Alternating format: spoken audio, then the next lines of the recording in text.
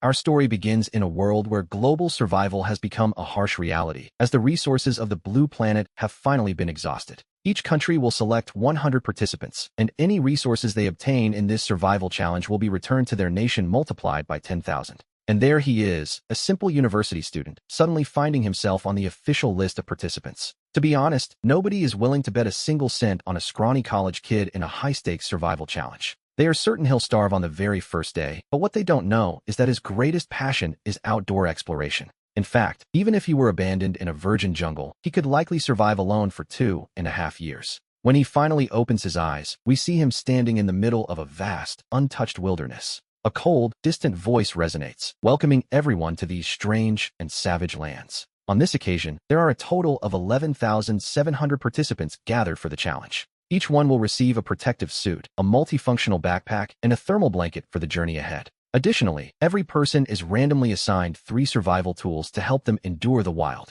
He tells himself he needs to see what's inside that backpack, and he needs to do it quickly. Without wasting a second, he opens the backpack he has just received to inspect his gear. Inside, he finds a trench shovel, a small iron pot, and a roll of fishing line, hardly the most intimidating arsenal. At that moment, the hearts of the viewers watching the live broadcast sank in collective worry for him. It turns out that Jack, the representative of the Pharaoh nation, managed to obtain a military dagger, a flint, and a bow with arrows. Meanwhile, the participant from the Pelagie nation secured a combat survival knife and a full first aid kit. Their equipment is significantly better than his, which, naturally, is a bit of a problem. The public wonders why his gear is so cheap, convinced the weak student won't even last a single day. Compared to him, the equipment of the Pharaoh and Pelagie nations truly seems to be on an entirely different level. To be honest, the difference in their starting equipment is absolutely staggering. Just as the global audience was fervently debating each participant's gear, a cold voice resonated over everyone's heads. It issued a warning. Participant Abdul had already been eliminated by a giant grizzly bear.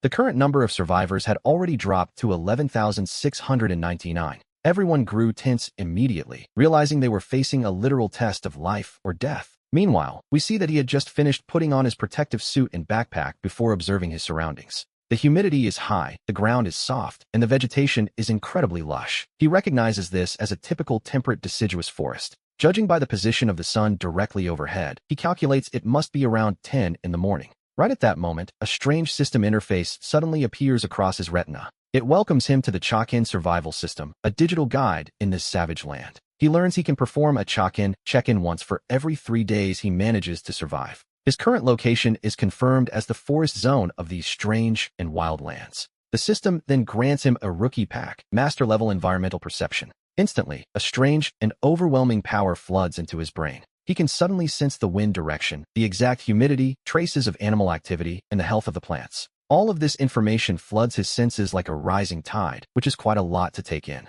He realizes that just 300 meters away, there is a flowing stream. The water there is crystal clear, and he knows instinctively that it is safe to drink directly. 700 meters to the northwest, he senses a natural cave, a place that would be perfect for a shelter. Right in front of him, he spots fresh brown bear droppings, which, naturally, means there are large carnivores roaming nearby. This is it, the power of master-level environmental perception. He tells himself that with this skill, he'll be eating like a king in just 3 days. Meanwhile, in the capital of the Dragon Nation, hundreds of survival experts are gathered in a massive conference hall. The enormous screen displays the live broadcasts of all 100 contestants. On Lengi's channel, 80,000 people have already joined the stream. Over on Chinu's channel, 60 million people are currently connected. Yes, 60 million people are watching Chinu's every move. While on our protagonist channel, a mere 300,000 people are tuning in. Most viewers assume there is nothing interesting to see in a scrawny university student. At that moment, a middle-aged man rushes into the meeting room. It is Li Jianjun, the Minister of Emergency Management for the Dragon Country.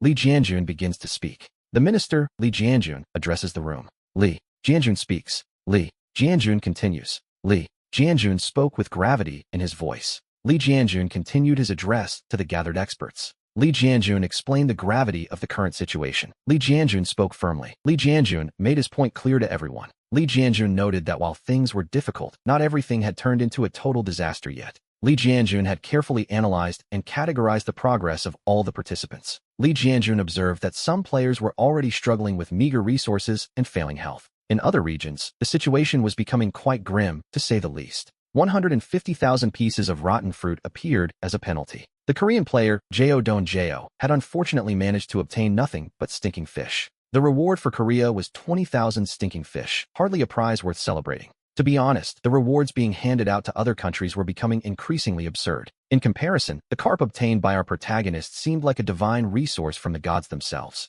The audience in the dragon country couldn't help but roar with laughter at the irony. The difference was truly staggering. And right at that moment, another system notification rang out. The dragon country's own player, Lung Yu, had successfully secured a wild hare. The reward for the dragon country, 10,000 wild hares for its people. And there, right next to Lung Yu, a wounded rabbit lay trembling on the ground. Lung Yu looked down and whispered, "Little one, I hope you are reborn in a better place next time." By now, it was 3 in the afternoon. With great skill, he used his sapper shovel to begin cleaning the fish. After that, he decides to set up a camp near this water source. The cave he had noticed earlier seems like a perfectly good option. Just as he picks up the fish and heads toward the cave, the roar of a grizzly bear echoes out, followed by the distant cry of a deer. So, there is a grizzly nearby. He stops immediately, fixing his gaze on the source of the sound. We must remember that grizzly bears possess attack power and speed that are, to be honest, utterly terrifying. He stands perfectly still, listening to the distant noises, and his heart cannot help but race. It isn't out of fear, mind you, but rather from pure excitement.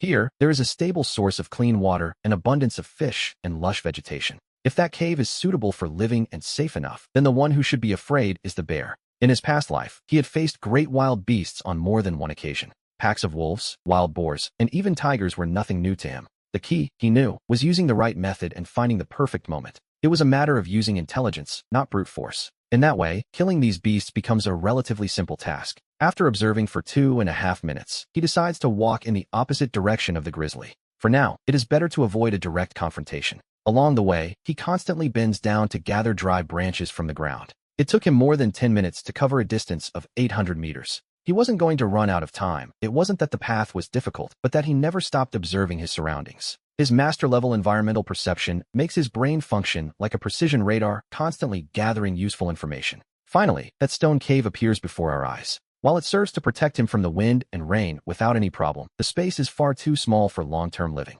It really is a tiny cave, but for now, he tells himself he will just have to make do. After complaining a little bit, and who could blame him, he leaves his backpack in a corner. The next step, naturally, is to prepare for his new life here. He grabs a large handful of dry leaves along with the branches he had gathered earlier. He selects 2 suitable pieces of wood, using one as a base and the other as a drill. Once everything is ready, he grips the drill with both hands and begins to spin it rapidly. Making fire with sticks is, to be honest, a walk in the park for someone like him. After all, he had practiced wilderness survival for 2.5 years. 2.5 minutes later, a thin column of smoke slowly begins to rise. Once the fire is properly lit, he begins to prepare his dinner. He skewers the 3 fish on a wooden stick and sets them to roast over the bonfire. 10 minutes later, the 3 roasted fish, crispy on the outside and tender on the inside, are ready to eat. At this very moment, participants from other countries are still desperately searching for wild berries to eat. But our protagonist isn't just enjoying his roasted fish. He has also set a pot of water to boil on the side. Just as he is rubbing his belly in satisfaction, his master-level environmental perception suddenly sends him a message. Near the cave entrance, there is a special herbaceous plant that isn't just for tea, but seems to have aphrodisiac effects. Well, what a wonderful discovery. He decides to go look for it immediately.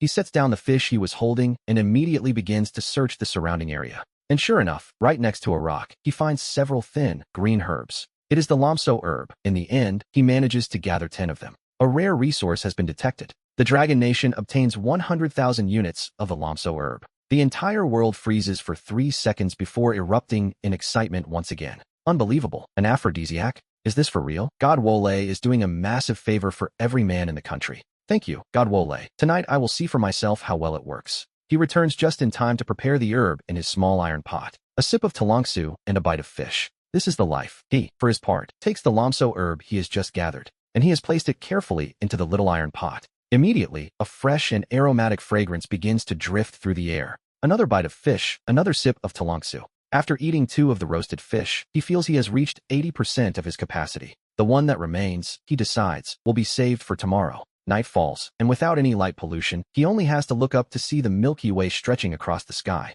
At that moment, he decides to take a quick look at the data panel. The current number of deaths worldwide has reached 127 people. So many people dead on the very first day? It was a sobering thought, to say the least. Deep down, he truly hoped that everyone in the Dragon Nation would be able to hold on. A little later, we see him adding a generous amount of firewood to the bonfire. Then, using the fishing line and the iron pot, he constructs a simple yet effective warning device. To be honest, this fire god is proving himself to be quite the professional. He even went so far as to build his own alarm system. Meanwhile, while the other participants are still trembling with fear in the dark, our fire god is already settling in and enjoying his life. Once everything is finished, he grips his entrenching shovel tightly for security. He falls fast asleep, and at dawn, as the first ray of sunlight hits his face, he stretches lazily. He wonders what he should do today. First, he checks if his environmental perception has discovered anything. His master-level environmental perception begins to feed him information once again. To the southwest, about 2 kilometers away, there is a pheasant nest. A flash of genuine excitement crosses his gaze at the prospect. It seems that fish won't be on the menu today, which, naturally, is a welcome change. He quickly gathers all of his belongings together. He tells himself that if he doesn't find a better spot out there, he will simply return here. And so, he begins heading toward the pheasant nest. He walks at an intermittent pace, staying cautious as he moves through the brush. He knows that to hunt a pheasant successfully, his shovel alone won't be nearly enough. He realizes he needs to craft a spear, as it offers better reach and can easily compensate for human limitations in speed and strength. Mentally, he begins to review the specific conditions the shaft of the spear must meet to be effective. It needs to be sufficiently straight and hard, with an appropriate length and a moderate weight, not too heavy, not too light. Half an hour later, we see that he has finally found a suitable tree for the task. With his trusty entrenching shovel in hand, he begins to climb the tree with surprising agility. A single, well-placed strike with the shovel is all it takes to secure a proper wooden pole. After that, he uses the sharp edge of the shovel to carefully carve the wood bit by bit. Slowly but surely, the point of the spear begins to take its final shape. Later, once he lights a fire, he plans to pass it through the flames to harden the wood, a classic survivalist trick. The entire process took him about 40 minutes, which, to be honest, is quite efficient under the circumstances. Along the way, he finds another suitable tree, and he also takes the time to eat the leftover roasted fish from yesterday. He eats to replenish his energy, while simultaneously keeping a very close watch on his surroundings. This ability to multitask with such calm focus leaves the live chat audience absolutely astonished. Feeling satisfied with his work, he brandishes the spear a couple of times to test its balance. It is finally time to go and hunt down those pheasants. Just as he is heading toward the nest, the live chats across all of China suddenly explode with activity. People are shouting for others to run and watch the broadcast, unable to believe what they are seeing. It seems something major is happening over with the Japanese contestants. In the Japanese stream, 2 participants have crossed paths, the Kunoichi Matsushita Tessai and the southern fighter, Xiaobai Seishi. The viewers are laughing, feeling as though the heavens themselves are helping their great nation. I've actually found a companion, one of them says, clearly relieved by the encounter. To them, this combination of skills feels simply invincible in such a hostile environment. However, in front of billions of spectators worldwide, the 2 of them have just become one of the most talked about groups. The 2 embraced each other tightly, and then, quite abruptly, the broadcast cut to black. A system notification appeared, informing everyone that the contestants had manually closed the stream. As a curious side note, every contestant is allowed to interrupt their broadcast for 2.5 hours a day. The global audience was left completely stunned, staring at their blank screens in disbelief. There was a single second of stunned silence, and then total chaos erupted in the comments. At the Japanese headquarters, the high-ranking officials who were celebrating moments ago now had faces green with rage. Idiots, they muttered, wondering if this was really the right time for the pair to start flirting. Right at this moment, meanwhile, our protagonist, of course, had no idea about the drama unfolding in the outside world. He was completely focused, stealthily advancing toward the pheasant's nest. His master-level environmental perception was constantly feeding him vital information about his surroundings. About 100 meters ahead, we see 3 pheasants foraging for food. There are 2 adult pheasants and 1 young chick among them. The little one, however, was already nearly the size of an adult bird. He tells himself it's perfect, 2.5 birds, and prepares to test his new weapon. He came to a halt when he was just 5 meters away from his targets. At that moment, the 2 adults were pecking at insects while the chick hopped playfully from side to side. Suddenly, with a burst of power, he launched the spear with all his might. The tip of the spear pierced the body of one of the adult pheasants with absolute precision. The other 2 birds, terrified by the sudden attack, scattered and fled in different directions. His objective was met. This was a fat, delicious pheasant weighing at least 1 kilo or 2. The system immediately detected the resource acquisition, and the notification was quite clear. The reward for his success was staggering: 10,000 wild pheasants. In the central squares of Ongwo's main cities, 10,000 lively wild pheasants suddenly materialized. They appeared out of thin air, and the sound of their frantic clucking echoed through the sky. It was a spectacular scene, really, 10,000 pheasants raining down on the city. The viewers were ecstatic, claiming the fire god was the real deal as the audience count surged. Meanwhile, our protagonist was already walking through the forest with the pheasant firmly in hand. His master-level environmental perception alerted him to the terrain ahead. He sensed a swamp about 200 meters to his front left. To his right, there was a small puddle, but he could tell the water was far too murky. He shook his head, realizing he would have to return to the same spot he visited before. Upon returning to the fishing spot from the previous day, he began the task of preparing the bird. He told himself these feathers could be useful later for fletching arrows and providing stability. After that, he tossed the inedible entrails into the water, a clever move, to be honest. He knew that in a short while, the fish would gather there, making them much easier to catch. After quickly clearing a small area, he set about preparing a campfire. His plan was simple: catch some fish while the pheasant roasted slowly over the flames. Perhaps it was his clever use of the entrails as bait that did the trick. Over the next half hour, he managed to catch a truly impressive amount of fish. The system detected the haul, granting the Dragon Kingdom 30,000 mixed freshwater fish. In an instant, the audience count surged past 8 million viewers. While he enjoyed his roasted pheasant, he also took the time to clean and prepare the fish. Roasting them all together like that, it really was a mouth-watering sight. But just at that moment, the system issued a sudden notification. A contestant from the Dragon Kingdom had secured a resource: 50 wild kiwis. This meant the Dragon Kingdom itself received a staggering 500,000 wild kiwis. However, the system followed this with a darker update. A minute later, news arrived of Li Min's death by a wild beast. The news of his compatriots passing weighed heavily on him. In the wild, a single moment of impulse is often fatal, a harsh reality, to be sure. Li Min's death served as a grim warning for our protagonist as well. Even with his environmental perception ability, he knew he couldn't afford to lower his guard. He stopped eating, packed the leftovers into his bag, and carefully extinguished the campfire. After finishing his preparations, he tightened his grip on the military shovel in his hand. As the system confirmed the kiwi resource, he turned his back and headed deep into the thick forest. The viewers wondered where he was going, assuming he must be feeling discouraged. After all, a fellow countryman had just died, noted Chunye, the Dragon Kingdom's survival expert. But he wasn't depressed. On the contrary, he was now more focused than ever before. Just as Chunye observed, his mind was clearer than it had ever been before. What he needed now was a bow, a truly powerful one. After walking for about 2 or 3 kilometers, his environmental perception suddenly triggered an intense signal. Just 300 meters away, the system detected a vast forest of high-quality bamboo. He stopped dead in his tracks, a sudden spark of excitement lighting up his eyes. Bamboo stalks, as we know, are incredibly versatile and can be used as kitchen utensils. The shoots provide a steady source of food, while the right bamboo is perfect for crafting a bow.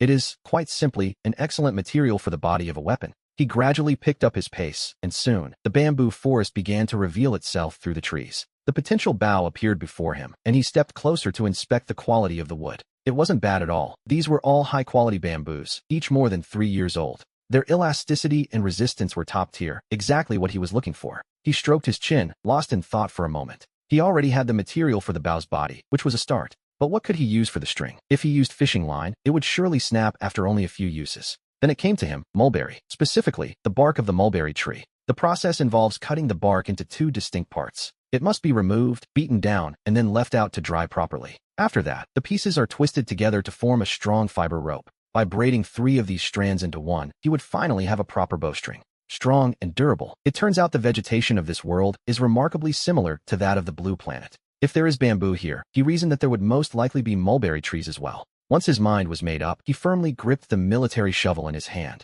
And so, he began to cut through the base of the bamboo he had already selected. Then he moved on to a second stalk, and then a third. We see that he isn't just planning to make a bow, but a whole quiver of arrows as well. He also intended to craft several defensive traps using sharpened stakes. He had obtained a massive amount of a strategic resource: mozo bamboo. Back home, the Dragon Kingdom receives 50,000 high-quality adult mozo bamboos as a reward. In just 2.5 seconds, the arid mountains of the southwest were transformed into a sea of bamboo. Chunye, the survival expert for the Dragon Kingdom, shared his thoughts on the broadcast. He noted that while some might not know why Wu was cutting all this bamboo, he had a bold guess. The young man was going to craft a bow and arrows. He was manufacturing a set of hunting weapons that would allow him to dominate this wild place. Deep in the thicket of the jungle, he had already bundled the bamboo into an enormous raft-like pile. He took a deep breath and, with one powerful heave, hoisted the heavy load onto his shoulder. Then, he began to trek step by step back in the direction of his shelter. Meanwhile, in his mind, he was already planning how to construct all sorts of useful tools.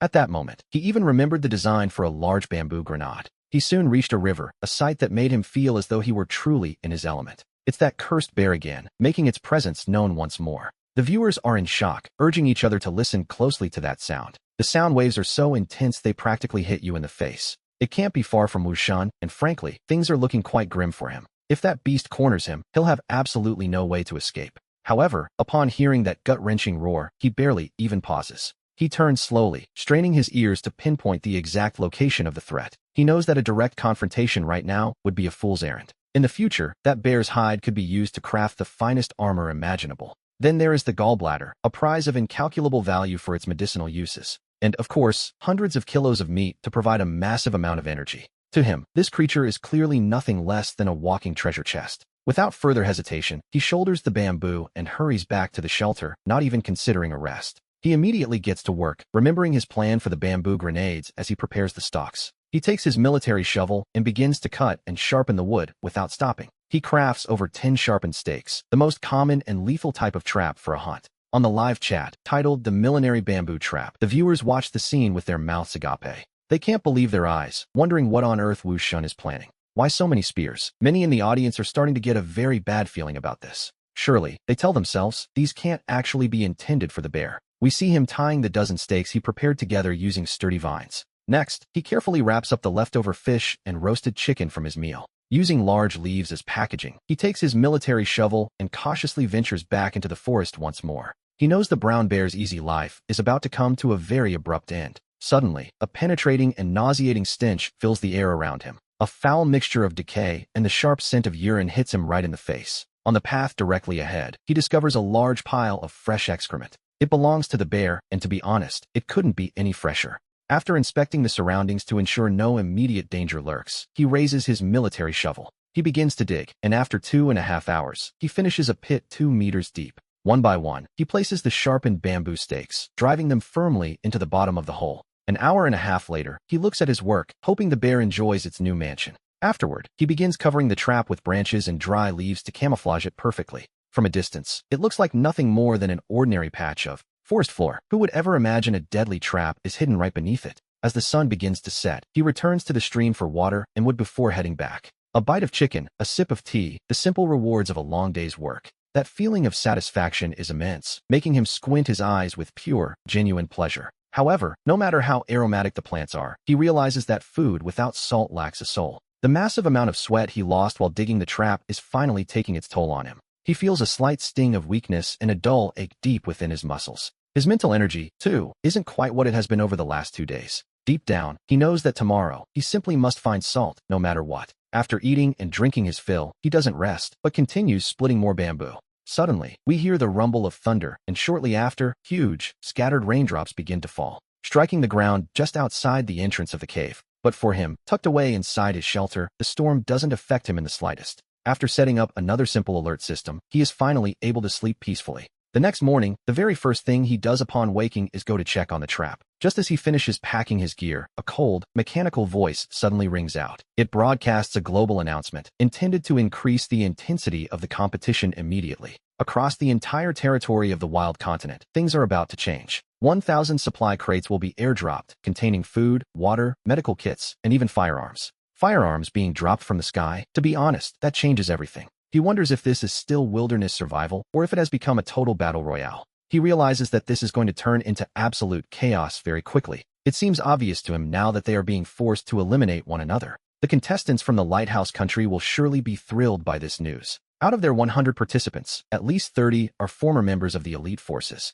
retired from Delta Force. With a weapon in their hands, they could start a massacre. This seems incredibly unfair for our contestants from the Dragon Country. Once again, all eyes turned back to the screen of Wu's broadcast. Upon hearing the announcement, he simply frowned slightly, showing little emotion. And then, he continued walking toward the trap. It took him more than half an hour to return to the spot where he had set it the day before. From a distance, he caught a faint, metallic scent of blood in the air. Had something fallen in? Could it be the bear Syonda? He immediately gripped his spear and began to approach the pit slowly. We see that the area around the trap has become a complete disaster. He ran forward quickly and peered over the edge. Inside the hole, it wasn't Syonda, but a large red deer. It was obvious the creature had panicked during the storm and taken a fatal wrong step. Even if it wasn't a bear, this deer weighed at least 150 kilos. He had truly hit the jackpot. The young man had captured a massive prize. The reward, 10,000 deer. The entire Dragon Country erupted in pure joy. In the capital's central plaza, robust and lively deer began pouring out of a light portal like rain.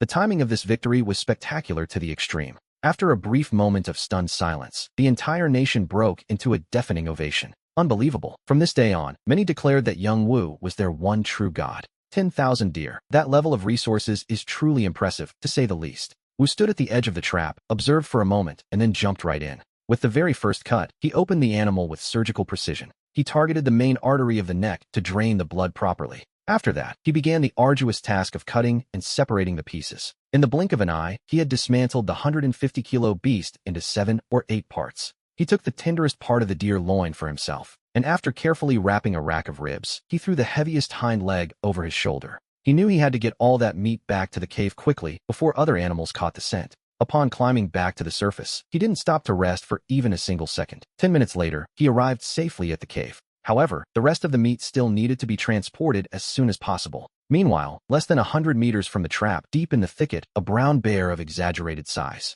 poked its massive head out from behind some bushes. Standing tall on its hind legs, the creature surely measured more than 3 meters in height. Its brown fur bristled like needles of steel, a truly intimidating sight, to be honest. The most terrifying part, however, was its eyes, which seemed completely devoid of any emotion. It watched Wu's silhouette as he moved away, its enormous claws scratching the ground restlessly. 20 minutes later, our young survivor appeared once again at the edge of the trap.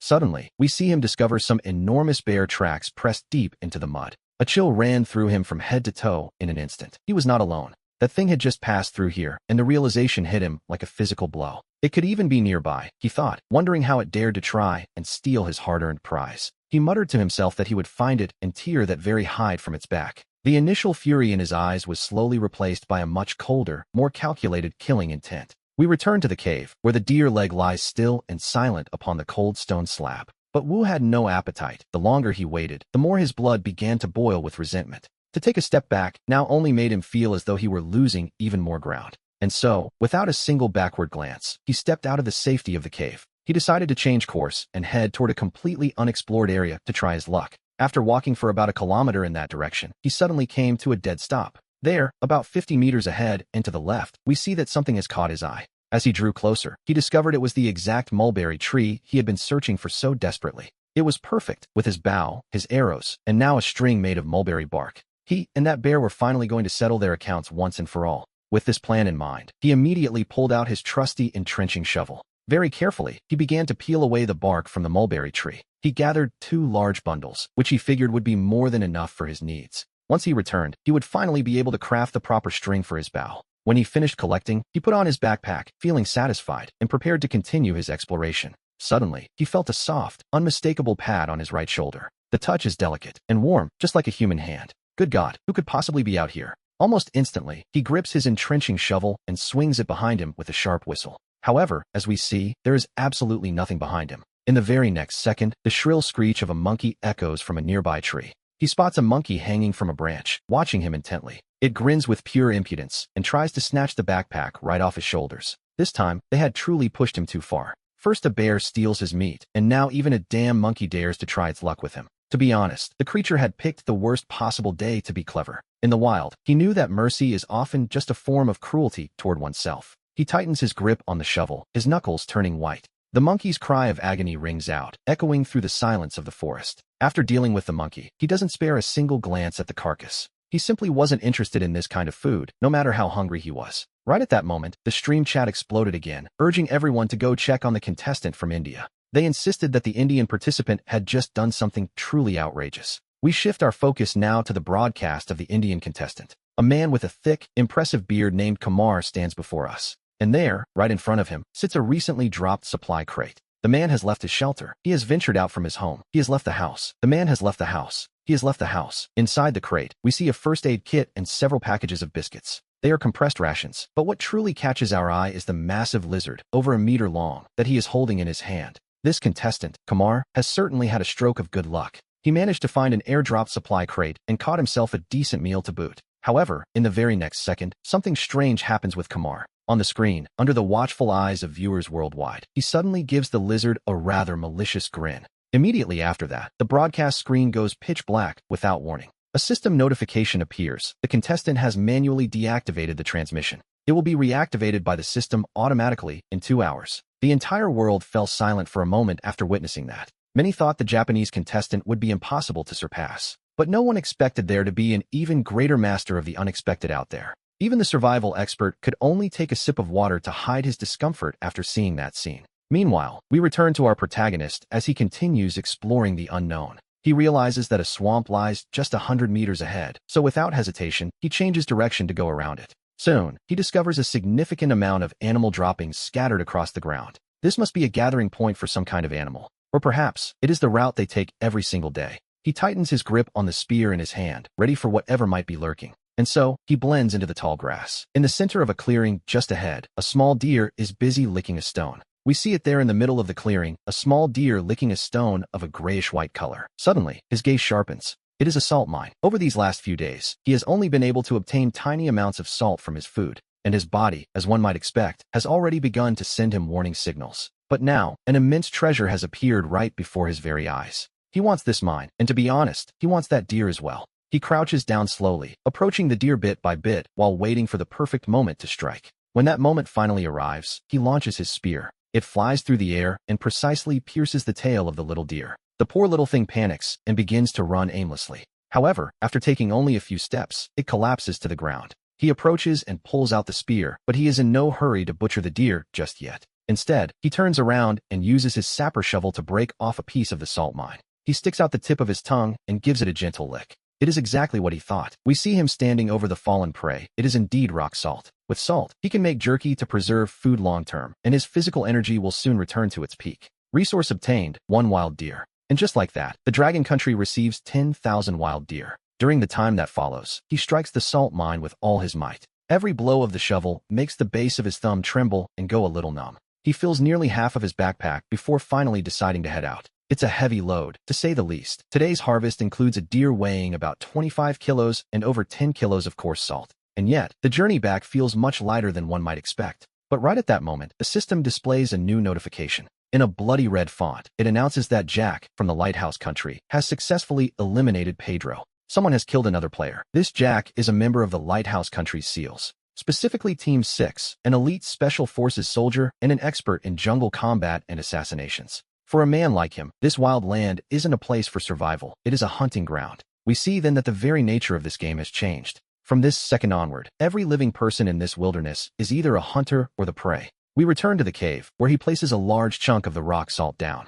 He sets it on a flat stone, lifts another heavy rock, and lets it fall with all his strength. In this way, he manages to break the salt down into pieces the size of small peas. As he continues striking, a small pile of rock salt fragments begins to grow before him. His purpose in doing all this, of course, is to purify it. This process doesn't just improve the flavor, it also removes most of the dangerous heavy metals. The ratio of water to salt he uses is approximately 10:3. The next step in his plan is to heat the mixture to dissolve the crystals. He pours the pieces into the iron pot and stirs them into the water. Once the salt has completely dissolved, he pulls an empty bamboo tube from his backpack. He adds fine sand from the cave entrance, ash from the campfire, and finally, some charcoal. And just like that, quite easily, in fact, we see he has created a simple filter. Next, he slowly pours the salt water into the bamboo filtration device. After repeating this filtering process 3 times, he pours the clean salt water back into the pot to evaporate and crystallize. As the water evaporates, white crystals begin to appear at the bottom of the pot. The entire purification process took nearly 2 hours of patient work. When that layer of snow-white salt crystals finally appeared, the entire live chat erupted in disbelief. No way. To be honest, they couldn't believe he actually pulled it off. The purification was a total success. This salt looks even whiter than the kind you'd find at a supermarket. The viewers are calling Wu a genius as he repeats the same steps to purify the salt twice more. He continues until he has completely filled the bamboo tube with his prize. He repeats the process until the tube is full, and right at that moment, his stomach begins to growl and protest. It was finally time for him to enjoy the spoils of the day's hard work. He takes out the deer leg he managed to acquire earlier. Using his trench shovel, he makes several cuts in the meat and then sprinkles on the salt he just finished purifying. About half an hour later, the deer leg was finally roasted to perfection. He takes a bite and nods his head in quiet satisfaction. It's delicious, truly delicious. But even after eating his fill, he doesn't stop to rest. Instead of relaxing, he immediately begins the meticulous task of crafting a bowstring. The fiber from the mulberry bark is remarkably strong and flexible, making it the perfect material.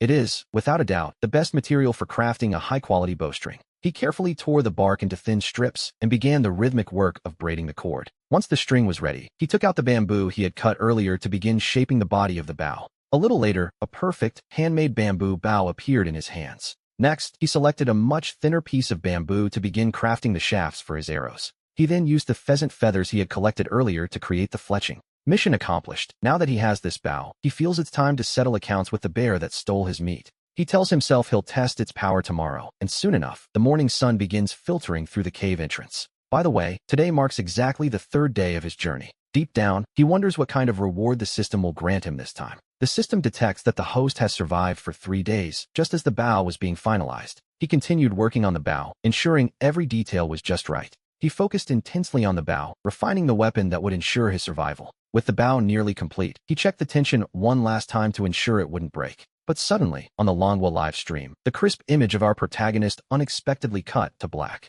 The more than 1 billion viewers watching the broadcast went into an instant frenzy. Good grief, they wondered, what on earth is happening right now? And where's their Godwu? They couldn't understand why the screen had gone dark so abruptly. They worried something terrible might have happened, pleading for someone not to scare them like this. Meanwhile, a survival expert stroked his chin and suggested that he might be crafting a decisive new tool or trap. Registration successful. The reward has been granted, a Desert Eagle pistol, complete with 30 rounds of ammunition. With the bow and arrows, he felt as though he had finally entered the era of cold weapons. But now, with this pistol in hand, he has taken a massive leap directly into the age of modern warfare. He wonders how on earth he can explain this. He can't exactly resume the stream and tell everyone he crafted it from bamboo and vines. Or could he? An airdrop? Yes, that's the perfect excuse. He decides he'll say it was an airdrop, carefully tucking the magazine and the pistol into the deepest part of his backpack. After making sure everything is hidden, he finally resumes the live broadcast for his anxious viewers. Then, with his left hand, he picks up the bow and the arrows he had just finished crafting. In his right hand, he grips his long spear. It is incredibly sharp. He steps out of the cave, now fully armed and ready for whatever comes next. The viewers quickly realize that he is heading straight back toward the site of the destroyed trap. Good heavens, they can't believe it. That is a bear, a massive one. It's enormous. They wonder if he truly intends to face it with nothing but a bow and a few arrows. They marvel at the sheer guts of Godwu, questioning if our protagonist can actually defeat the brown bear, Chun. Even Ye's expression shifts, becoming noticeably serious as she watches the screen. She remarks that the choice made by the contestant, Xiao Wu, is incredibly bold. It is also extremely dangerous. Unless he manages to hit a vital spot, like the eyes, he stands little chance. Otherwise, the consequences of this encounter would be nothing short of disastrous. But in this moment, he remains strangely calm, showing no sign of the fear his audience feels. He finally arrives at the trap that the brown bear had previously destroyed. The earth around the pit is still loose, clearly preserving the imprint of that massive bear claw. We see that he doesn't rush into action. Instead, he begins to carefully prepare the trap.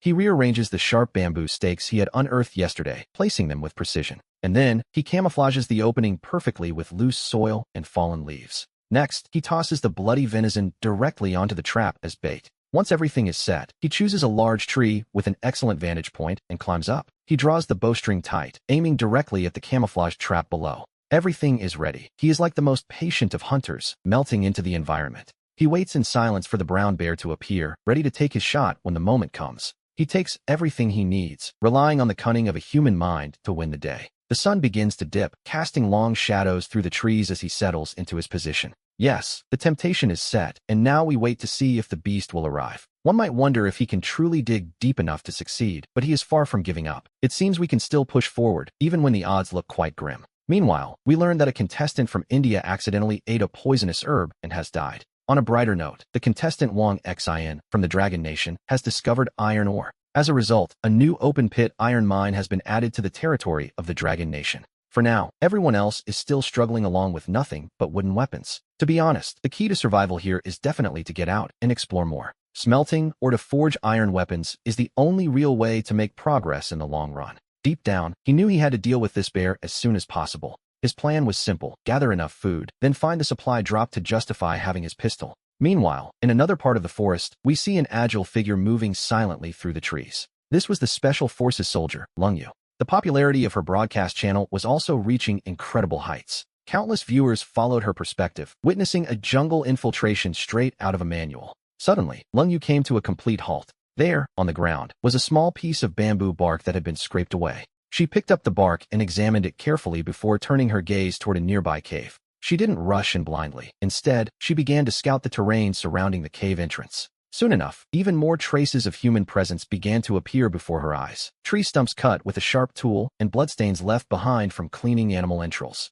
Finally, Lungyu followed the trail and arrived at the entrance of the cave where he had been. Inside, among the remains of the campfire, a faint warmth still lingered. On the ground, she also noticed a broken fragment of something. All these details clicked together, forming a clear image in her mind, an individual with immense experience. A formidable presence who had already solved the problems of food, fire, and even salt. Good heavens, what a twist of fate. She had found the home of the Great Wu. It's almost as if she were a teammate he had lost years ago, finally catching up. Back at the Dragon Nation High Command, everyone stood up in sheer anticipation. How they wished that Lung Yu could finally reunite with you. If these two forces were to join together, the Dragon Nation's chances would increase infinitely. But, unfortunately, there was absolutely nothing they could do but watch. Lung Yu stood there, observing the cave entrance for 5 full minutes. Finally, she decided it was best to retreat for the time being. This territory already had a master, and she had no way of knowing if they were friend or foe. To arrogantly barge into the territory of a powerful creature is, after all, an incredibly dangerous act. She needed to find other dragons who might be in need of her help.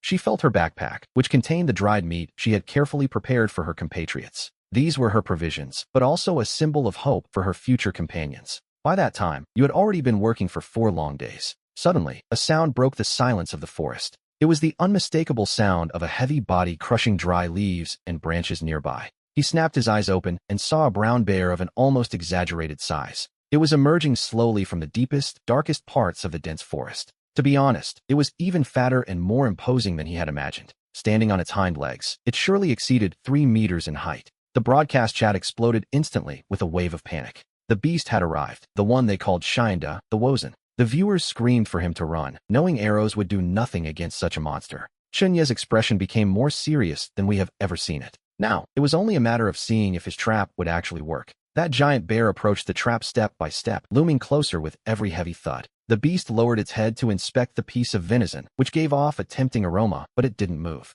Instead, it simply began to circle the trap with a strange, calculated patience. Every now and then, it would sniff the air with a powerful, rhythmic force. It seemed to know, somehow, that this delicious meal came with a catch. Time passed, second by second, and his heart was practically in his throat. The arrowhead, crafted from deer bone, remained fixed steadily on the giant bear's eye. He was waiting for the perfect moment, the one chance that would decide everything. Either the bear would lose its patience and fall in, or it would expose a fatal weak point. The bear circled the trap 3 full times, but what it did next left him and millions of viewers in total shock. The massive creature didn't pounce recklessly, nor did it try to test the ground with its paws. On the contrary, it walked with incredible care right up to the very edge of the pit. And then, controlling its body as if it were a person, it slowly slid itself inside. Its enormous body managed to perfectly avoid every single one of the sharpened bamboo stakes. The camouflage covering the trap and the venison fell right in along with him. That clever animal entered the trap without a single scratch and simply took the food. The giant bear had slid inside. It had actually slid inside, defying every expectation we had. Looking at those movements, one has to wonder if this thing is truly just a bear. It seems this creature is even smarter than Shandi and Shoner combined. The chat across the dragon country went absolutely wild at the sight of this. Everyone was utterly astonished by the sheer intelligence displayed by the bear.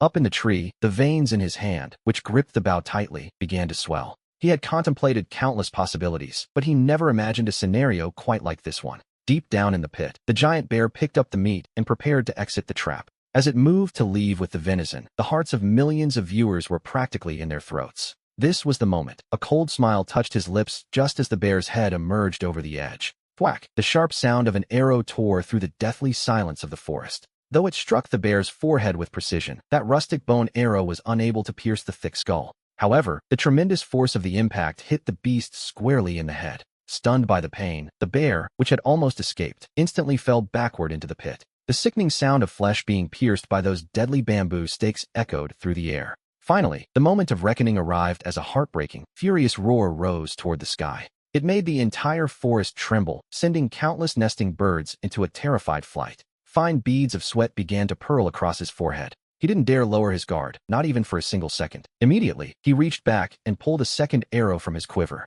If that bear dared to show its head again, it would be met with another ruthless attack. Inside the trap, the giant bear's roars were becoming increasingly violent and desperate. Its enormous claws lashed out chaotically against the bottom of the narrow pit. Soon, a dense cloud of dust billowed from the trap, instantly obscuring our view. To be honest, this bear was proving to be quite clever. He held his breath, listening with absolute focus to every movement coming from below. In the midst of that thick dust, the frantic thumping gradually began to cease. The silence was replaced by the unmistakable sound of earth being scraped away. It was climbing, and so he gripped his bow even tighter, ready for the worst. Suddenly, a massive dark silhouette rose slowly, but this time, it did so with its back turned to him. despite his calm nature. In that moment, he couldn't help but curse the bear's combat intelligence. It completely surpassed anything we would expect from a mere wild beast. After being struck once, it understood where the threat was and found the optimal strategy to face it. With a sharp snap, the second arrow, that lethal bone tip, flew from his position. The deer bone whistled through the air with deadly intent.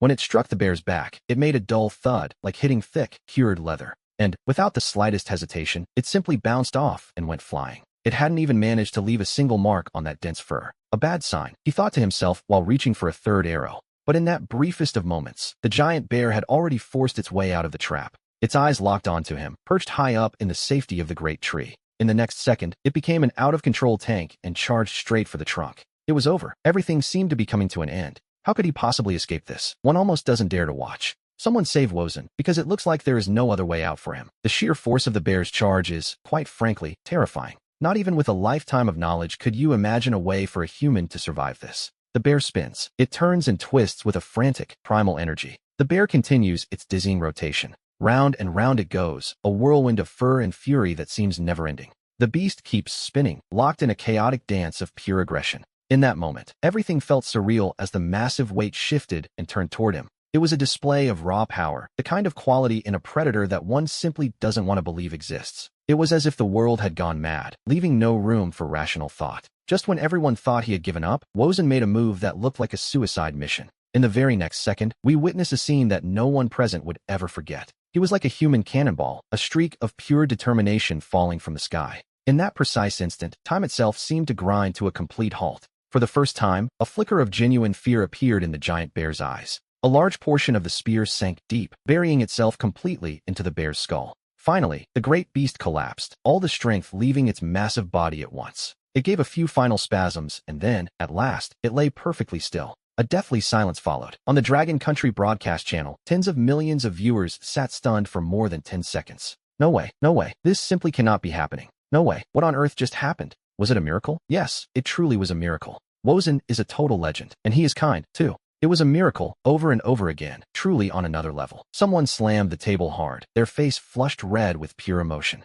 Incredible, Poppy is absolutely invincible. The Dragon Country contestant, Poppy, has successfully hunted a hero bear. As a reward, 10,000 hero bears will be added within the territory of Dragon Country. They will appear deep within the primary virgin forests and nature reserves of Dragon Country. And so, one after another, gigantic bears of enormous size began appearing out of thin air. Quite unaware of the uproar in the outside world, he simply pulls the sapper shovel from his waist. He uses the shovel to open the bear's abdomen, searching for that dark green, sac-shaped organ, the bear's gallbladder. He wraps it carefully in a large, clean leaf and tucks it away into his backpack. After that, he begins the arduous task of processing the bear's hide. It is a massive undertaking. He cuts the 4 best joints and a large piece of loin, wrapping them in the prepared bear skin. When he finishes, he shoulders the bundle of meat wrapped in fur and looks for a suitable clearing nearby. He has barely taken a few steps when he catches a familiar scent, wild chives. His eyes light up, and following the aroma to a nearby slope, he sees a patch of wild chives growing there. He swallowed hard. He hadn't eaten in nearly 10 hours, and he had just survived a life-or-death struggle. His physical endurance had already been pushed to its absolute limit. In this moment, seeing those wild chives is like laying eyes on the most exquisite delicacy in the world. Unbelievable luck, really. He walks quickly toward the patch and, without a second thought, pulls up more than a dozen of the thickest ones. With these treasures in hand, he knows today's feast of bear meat will be absolutely perfect. We see him find a flat piece of ground nearby, where he begins to build a small campfire. He places the bear loin onto a flat stone and uses his sapper shovel to carve it into thick, hearty slices. As the heat does its work, the surface of the bear meat begins to expand and sizzle. The meat takes on a tempting, caramelized color. He takes a piece and brings it to his mouth. To him, it is quite simply a delicacy fit for the gods. But while the bear meat is delicious, it is incredibly fatty, and eating it alone can become a bit overwhelming. And so, it is time for the wild chives to take the stage. He picks up a chive and takes a large, satisfying bite. The spicy, sharp juice floods his mouth instantly. Immediately after, he takes another piece of the rich bear meat. This is on another level entirely. The combination is simply perfect.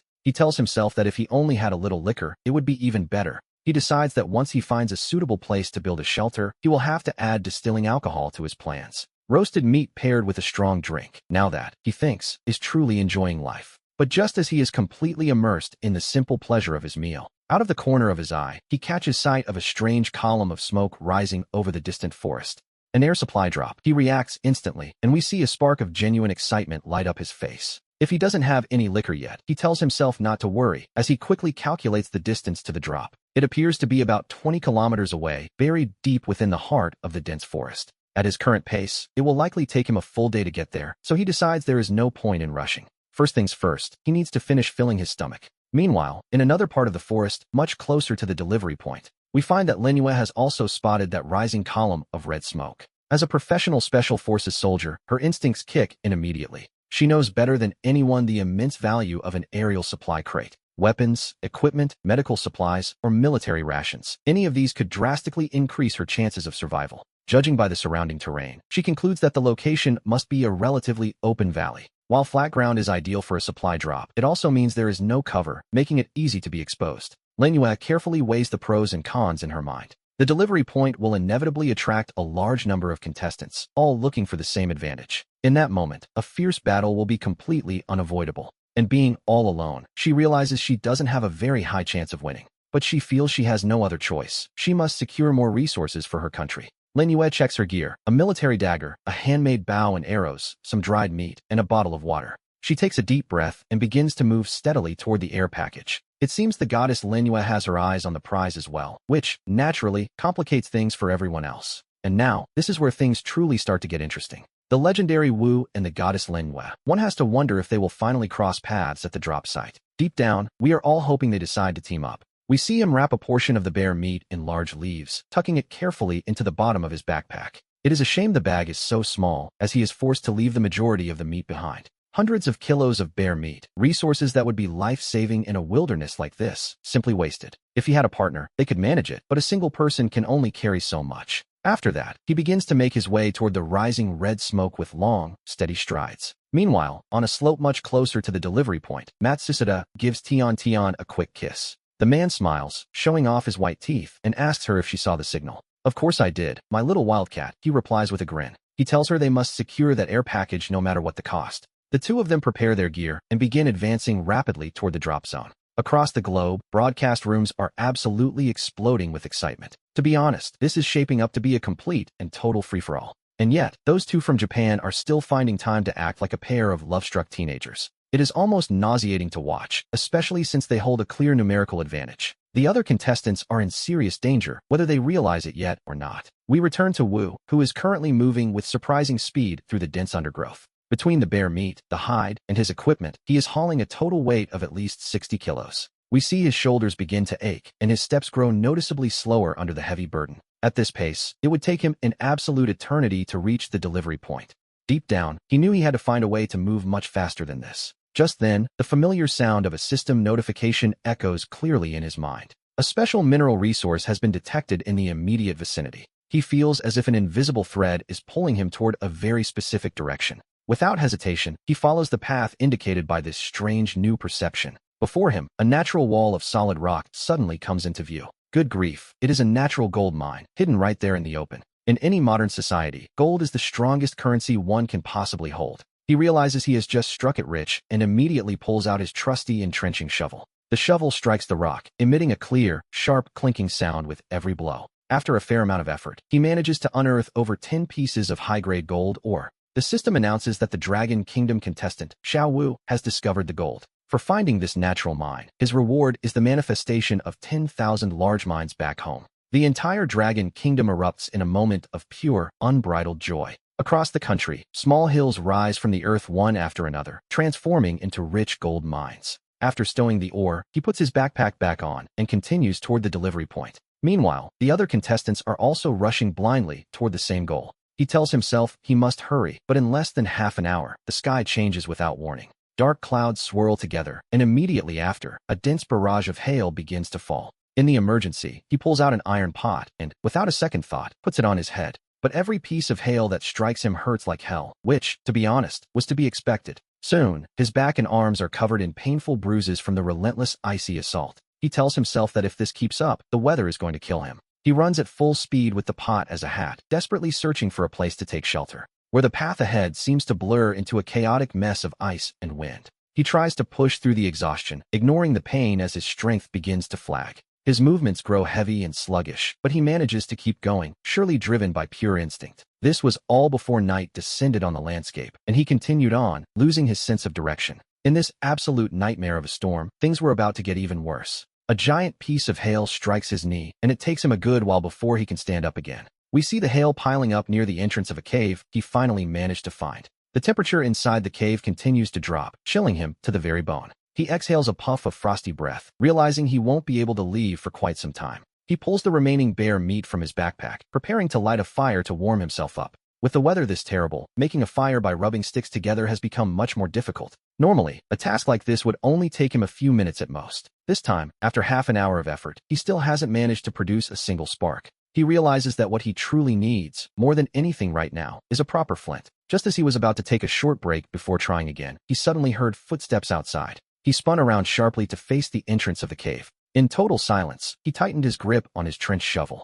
Through the dense curtain of falling hail, we see a silhouette approaching his direction. The figure grew larger and larger, slowly emerging from the white chaos of the storm. As the shape became clear, it turned out to be a man of average build carrying a bulging backpack. He wondered, naturally, which country this competitor could possibly be from. The man came to a halt about 3 meters away from the entrance. Seeing our protagonist on high alert, the stranger's face twisted into an expression of extreme panic. He hurriedly raised his hands, insisting that he had no bad intentions whatsoever. He couldn't help but wonder, was this man actually French? Seeing that he wasn't attacked immediately, the man began to relax just a little bit. Slowly and carefully, he pushed his backpack forward toward our hero. He explained that this was all his gear and that he only wanted shelter from the hail. He even offered to share his tools in exchange for a safe place to wait out the storm. Still, he didn't lower his guard. In an environment like this, any stranger could be an enemy. But to be perfectly honest, he was becoming very curious about the contents of that backpack. It was stuffed to the brim, looking as though it held a great many useful things. The man seemed to notice his hesitation and pointed toward the dry wood scattered near the entrance. The backpack was indeed full of supplies, and the man watched closely, hoping for a sign of mercy. The man seemed to notice his hesitation, and our hero's eyes lit up as he realized the stranger was trying to tell him there was fire-starting gear in that backpack. He stepped back 10 paces, gesturing firmly with his trench shovel to order the man away. The man obeyed immediately, retreating meekly well beyond the 10 paces as instructed. We see him open the backpack to inspect it, finding several packs of compressed biscuits and some canned food inside. Beneath the rations lay basic survival equipment, including ropes and a folding knife. At first glance, it seemed the man had very little of value, but then he found it, a flint tucked away at the very bottom. After that discovery, he finally looked back up at the stranger. The man was still standing there, maintaining his posture of complete surrender. When asked for his name, the man introduced himself as Dupont Pierre. He then asked Pierre if he had failed to find any of his fellow countrymen as well. Pierre shook his head, explaining that he had been entirely alone this whole time. He had suffered a run of bad luck, wandering lost for 3 days before stumbling upon this cave. It turns out most competitors from other nations tend to form temporary teams for survival. Though, as we know, it is perfectly normal for everyone to flee on their own the moment danger appears. He looked at the stranger and asked plainly, "What is it that you want?" Pierre hesitated for a brief second before pointing toward the shelter of the cave. He simply wanted to take refuge from the storm alongside our protagonist. He agreed to the request, but made it clear there would be certain conditions. A sudden glimmer of surprise crossed Pierre's eyes at the mention of terms. When Pierre asked what those conditions were, he was told quite simply, "First, you will do exactly as I say. Second, you will not ask me a single personal question. Third, if we find ourselves in danger, it's every man for himself." He didn't mind cooperating for now, but he made it clear that no friendship would be coming out of this. Aside from oneself, after all, there is no one in this world who can be fully trusted. Pierre couldn't stop nodding his head in agreement. He quickly threw his backpack over his shoulder and ran into the cave. We see our hero begin to build a fire, using his trench shovel as his primary tool. After digging a small hole in the ground, he gathers dry stones from the cave and arranges them in a circle. Pierre then offers him a flint and a bit of tinder to help get things started. He takes the flint and uses the shovel to strike it rapidly against a stone, a clever bit of improvisation. Soon, a small flame flickers to life, beginning to dissipate the damp, biting cold. He skews the bear meat onto a stick and sets it over the fire to roast. Pierre swallowed hard at the sight. To be honest, he hadn't tasted a hot meal in 2 days. When asked if he wanted some, Pierre began to nod his head frantically. His gaze was filled with pure longing, but as we know, nothing in this life is ever truly free. He offered the meat in exchange for the flint. A flash of resentment crossed Pierre's eyes, but he quickly composed himself and handed it over. "Here you go," Pierre said, and our protagonist nodded with quiet satisfaction. It wasn't a bad deal at all, and Pierre thanked him profusely as he took the food. He took a careful bite and instantly narrowed his eyes in delight. He declared it delicious and, forgetting the rules for a moment, asked what kind of meat it was. "Bear," he replied simply, leaving Pierre's eyes wide with absolute shock. You killed a bear, he asked, but our hero offered no further explanation, simply continuing to roast his own portion. In that moment, Pierre began to look at him in a completely different light. He realized he was sitting across from someone capable of hunting a brown bear. A man who can do that with his own hands is, without a doubt, a first-rate hunter. Deep down, Pierre knew that by following someone this strong, his own chances of survival would increase enormously. He silently congratulated himself on his choice, a rare bit of good luck in a bad situation. Outside, the hail continued to batter the earth, but inside the cave, it felt as warm as a spring day. We see them both enjoying the hot, roasted meat in a comfortable silence. No one said another word, but the air held more than just the aroma of food. A subtle, strange atmosphere began to take hold. Every now and then, Pierre would steal a glance at him from the corner of his eye. A barely perceptible look of calculation was shining in his eyes. "You're incredible," Pierre remarked, "to be able to hunt a brown bear like that." He admitted it was the very first time in his life he had ever seen someone so capable. Our protagonist didn't respond. He simply poked at the fire with a stick, keeping his thoughts to himself. "I imagine an expert like you must have plenty of good gear, right?" Pierre prodded. Finally, he shot Pierre a look so sharp it made the poor man's heart skip a beat. Pierre suddenly remembered the rule: no personal questions allowed. To be honest, he should have remembered it sooner. "We French have a saying," Pierre stammered, trying to smooth things over. "Between friends, we must help one another. You saved me," he continued, "and I assure you, I will find a way to pay you back." Back in the broadcast room, the viewers had already begun to notice something was off. The look in that guy's eyes didn't inspire much confidence at all. It didn't feel right, not one bit, as he looked exactly like a fox plotting the best way to raid the chicken coop. Our hero would have to be careful, as many felt this was destined to end badly. The night grew deeper, and outside the cave, the relentless hail finally began to cease. Pierre checked his watch and then glanced at our protagonist, who was resting with his eyes closed. "It's getting late," Pierre noted. "Why aren't you asleep yet?" Without even opening his eyelids, he calmly replied, "And why aren't you sleeping?" Pierre let out a nervous laugh, claiming he was used to sleeping with one eye open. He insisted it was late and suggested the other man rest first while he kept watch. "I guarantee you that absolutely nothing will happen," Pierre promised. "I'm not sleepy." That short response cut Pierre off mid-sentence. Deep down, Pierre cursed his luck, but on the surface, he remained perfectly friendly. "Well then," he stammered, "let's just keep watch together." "As you wish." Time ticked by minute, and Pierre seemed to grow increasingly anxious. Finally, he excused himself, claiming he needed to step outside to take care of some business. A barely perceptible smile touched the corner of our hero's lips. "Do you really need to take all your gear with you just to go to the bathroom?" As if he had just received a royal pardon, Pierre ignored the comment and hurried out of the cave. The moment he was gone, our protagonist stood up abruptly and kicked the campfire to extinguish it. Our hero threw his gear onto his back and melted into the darkness without making a single sound. Before long, he found a large rock that provided the perfect cover. He hid behind it, settling in and preparing himself for the long night ahead. He gripped his bow and arrow tightly, effectively becoming one with the shadows. Deep down, he knew it, that guy was definitely plotting something. In less than 10 minutes, 2 sets of stealthy footsteps could be heard approaching in the distance. "Ivan, he's right there in that cave," Pierre whispered, revealing his true colors. "There's a guy all by himself with some very high-quality gear." Ivan hesitated, asking if he was sure there was only one and if he hadn't been spotted. Pierre was certain, claiming he had been watching the man all night long. He insisted the target was alone, which prompted Ivan to smile before they moved out. To be honest, the greed in their eyes was almost painful to watch. With that, the two of them lunged into the cave like hungry wolves, only to find it empty, save for a pile of scattered ashes.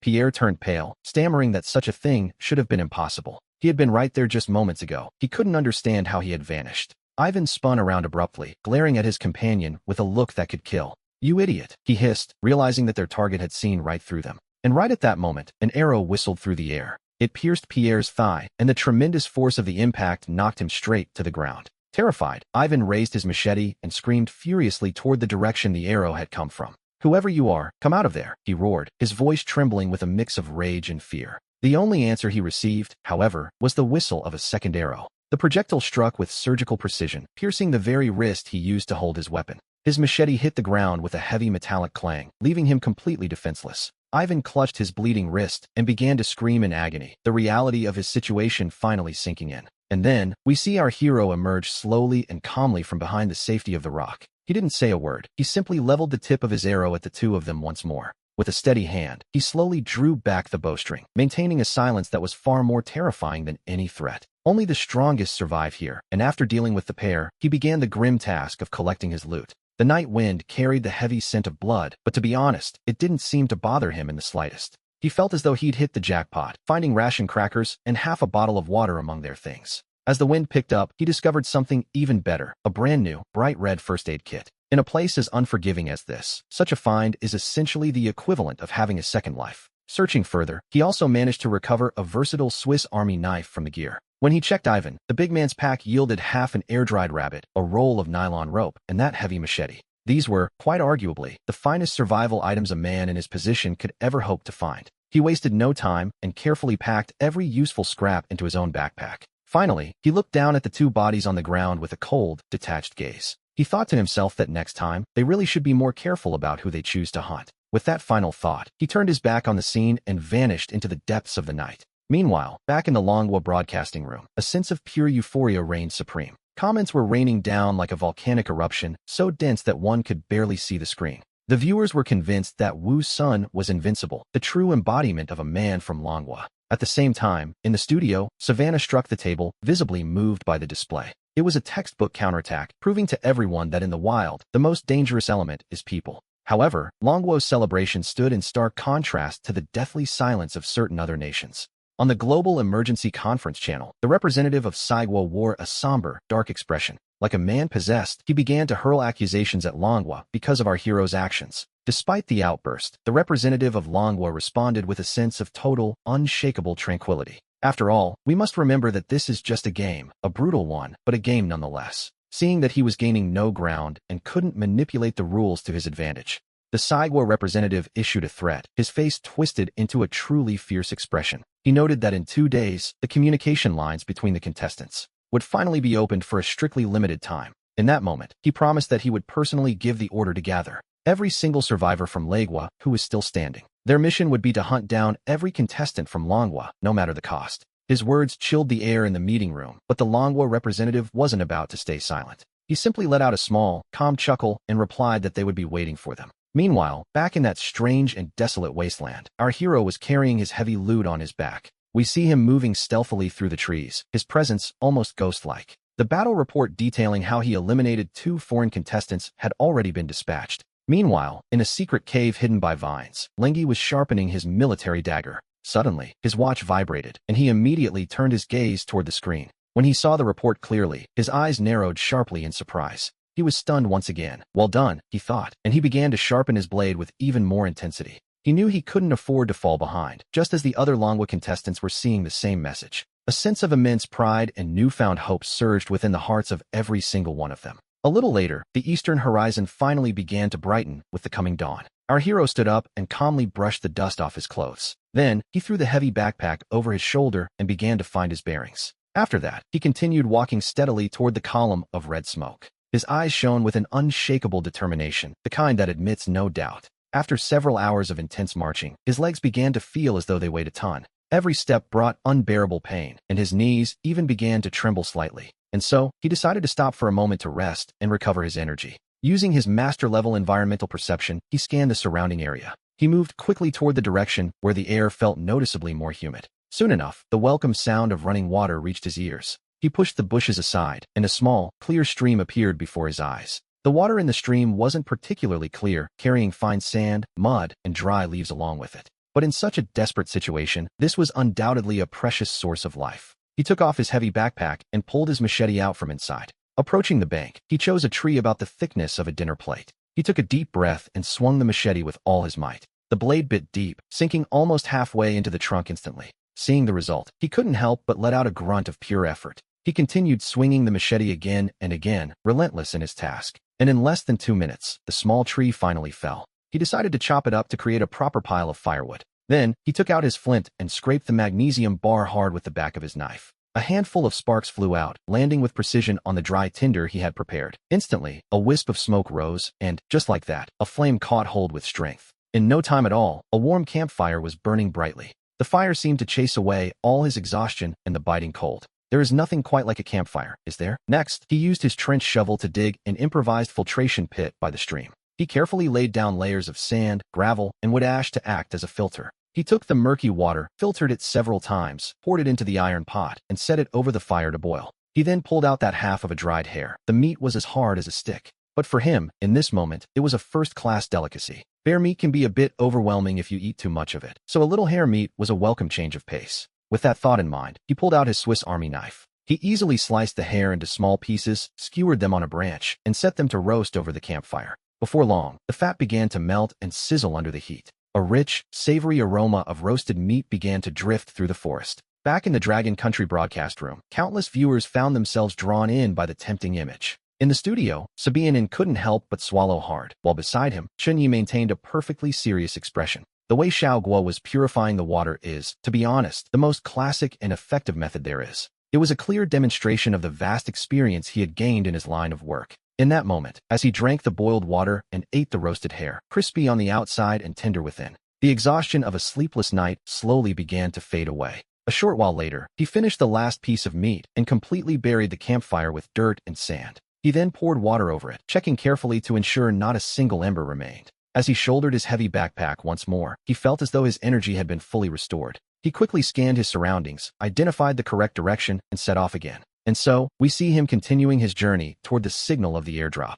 However, he hadn't even been walking for half an hour when his footsteps began to slow down, almost involuntarily. The forest had become far too quiet. The singing of the birds and the hum of insects had vanished without a trace. Suddenly, a cold shiver ran from the soles of his feet all the way to the top of his head. In that very instant, every single muscle in his body tensed up in anticipation. At the same time, his hand moved instinctively toward the machete hanging at his waist. It seemed his master-level perception of the environment had been fully activated in a heartbeat. He scanned everything around him until, finally, his gaze locked onto a specific point between two trees just ahead. About 10 centimeters above the ground, he clearly spotted a very fine thread. It was a semi-blocking tripwire, crafted from the pressed guts of some animal. At that moment, the chat in the Dragon Country broadcast room absolutely exploded. Back in the studio, Chunyi was also staring intently at the screen. This was a trap set for humans. Someone, it seemed, was hunting Xiaoguo.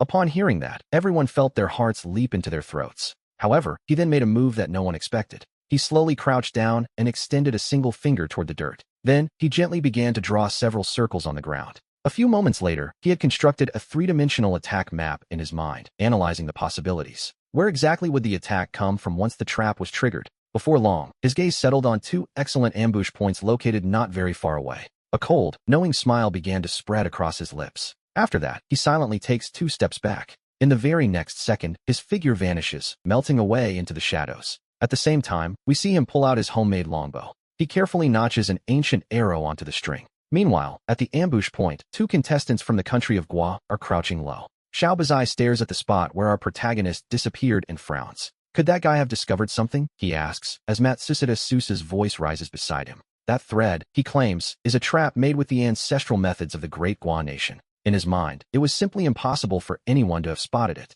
Be patient, he whispers, just wait for him to trigger the trap. Upon hearing this, Xiao Bazai begins to calm himself down. He licks his parched lips, his eyes filled with a certain predatory pain. They were filled with greed, yet as the minutes ticked by, there was no sign of movement near the trap. Naturally, the patience of both men was beginning to wear thin. Just then, a faint rustling sound echoed from some nearby bushes. Xiao Bazai flinched, sharply aiming his weapon toward the source of the noise. But it was only a wild rabbit emerging from the undergrowth. It scurried quickly away toward the other side of the clearing. Seeing this, Xiao Bazai let out a long, heavy sigh of relief. But suddenly, an arrow flew from the distance and struck with absolute precision. The arrow finds Xiao Bazai's wrist. In the very next second, a bone-chilling scream echoes through the entire forest. Seeing this, Matsushita rolls quickly to find cover and, knife in hand, begins to scan the surroundings with extreme caution. In that moment, our protagonist appears, walking calmly with his bow in hand. His gaze was as serene as if he were already looking at 2 corpses, which, to be honest, wasn't far from the truth. Suddenly, an overwhelming pressure causes Matsushita to catch his breath in fear.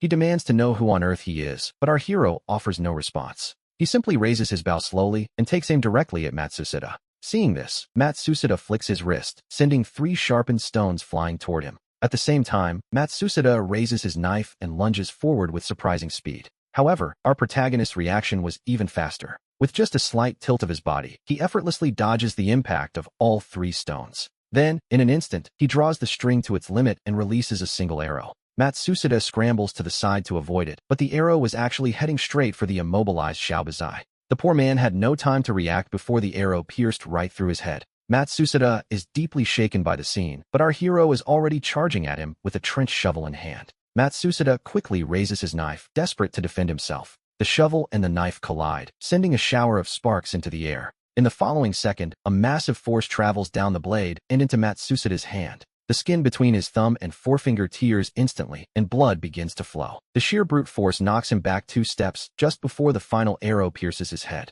The knife was knocked aside, and the shovel tore through. Before he could even stabilize himself, his eyes filled with pure astonishment. He couldn't help but wonder, is this contender from Longwa some kind of monster? But our hero, without a moment's hesitation after that first strike, simply continued swinging the trench shovel against him. In that desperate moment, Matsusada Satsetsu grit his teeth and threw his arm up in a frantic attempt to block the attack. In an instant, he felt the sharp, sickening pain of his own bones snapping under the impact. The force was so great that Matsusada Satsetsu was sent flying, crashing violently against a nearby tree. Immediately after, as he struggled to recover, our protagonist reached him like a shadow, raised the shovel, and brought it down hard upon his skull. Meanwhile, about a kilometer away, Lung Yu heard the distant scream and came to a sudden halt. She identified the direction of the sound instantly, but instead of rushing in blindly, she suppressed her presence and crept toward the source. A short while later, we see Lung Yu arrive behind the cover of a massive banyan tree. Just as she was preparing to peer out and observe the situation unfolding ahead, a pitch-black arrow came whistling out from the shadows behind her.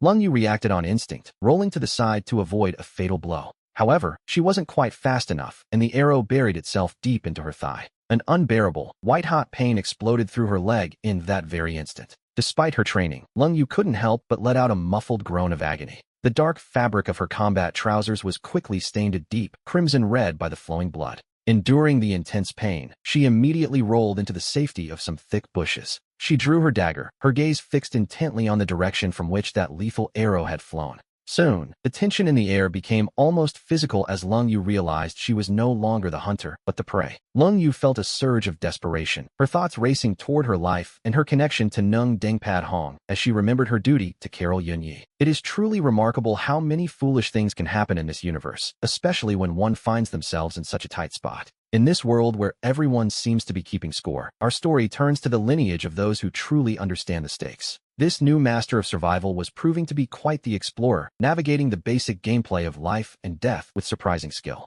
After establishing a solid foundation through countless trials and extreme modesty, it was time to follow those dreams into this shifting, dangerous stance. With that decided, the three of them dispersed with perfect coordination, forming a standard tactical search triangle. And slowly, they began to close the circle around the area where Lung Yu was desperately hiding. Meanwhile, we return to the depths of the forest, where our protagonist is busy looting the equipment from the fallen Bogo players. At that very moment, 2 world announcements ring out. The player Xiao Guo of Longhua has eliminated the player Sun of Bogo. An instant later, another message appears. Xiao Guo of Longhua has also eliminated the player Xiao Bazaishi of Bogo. The Longhua broadcast room erupts in a total frenzy, while the Bogo side is left in a state of deathly silence. He carefully recovers all the swords that are still in working order, wasting nothing. From the 2 bodies, he manages to scavenge a dagger and a half, which is better than nothing, I suppose. After securing a water canteen, he turns away without a backward glance and rushes toward the location where the supply drop landed. Half an hour later, he finally reaches his destination, the trek through the brush behind him.